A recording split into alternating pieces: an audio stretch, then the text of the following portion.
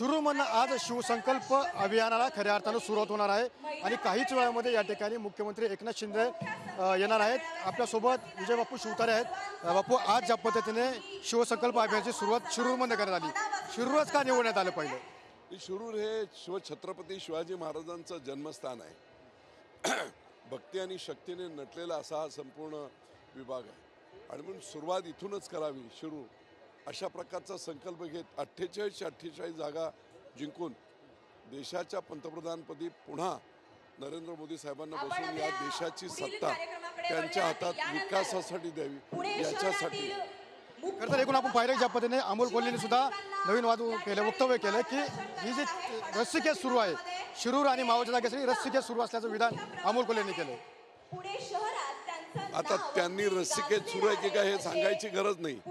आमच्या पक्षाचं आम्ही बघू, महायुतीचं आम्ही बघू, ते इकडे कशाला डोकं खुपसतात?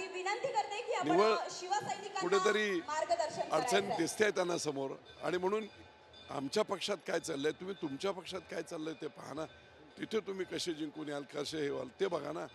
इथे इकडे काय चाललंय बघण्याचं कारण काय? याचा अर्थ आहे की निश्चितपणे त्यांना अडचण समोर दिसते, त्यांना अडचण दिसते। मात्र एकूण पाहिलं की अजितदादा पवार यांनी त्यांना चॅलेंज दिले की तुम्हाला पाडून तुमच्या विरोधात तगडा उमेदवार देऊ, मग तो उमेदवार कोण असेल?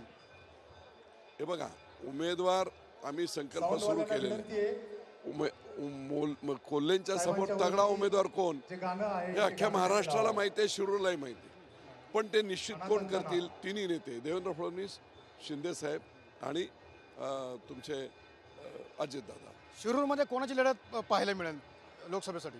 कोणाची लढत म्हणजे आता जे अमोल कोल्हे तिकडे असतील त्यांच्या समोर एकच स्ट्रॉंग कॅन्डिडेट आहे, तो तुम्ही दादा ऐकतील का? कारण दादांना तुम्हाला सुद्धा चॅलेंज दिलं होतं, दादा ऐकतील का?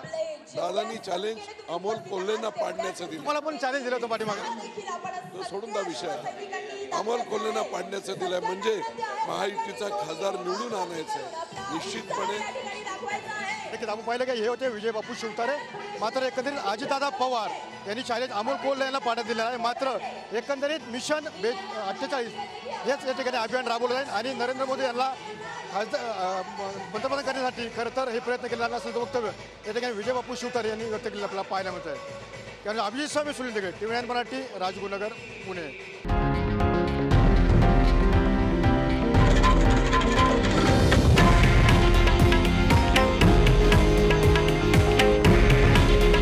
हे आहे देशातील नंबर 1 न्यूज नेटवर्क आणि आपण पाहत आहात TV9 मराठी। काळजी तुमची, हित महाराष्ट्राचं।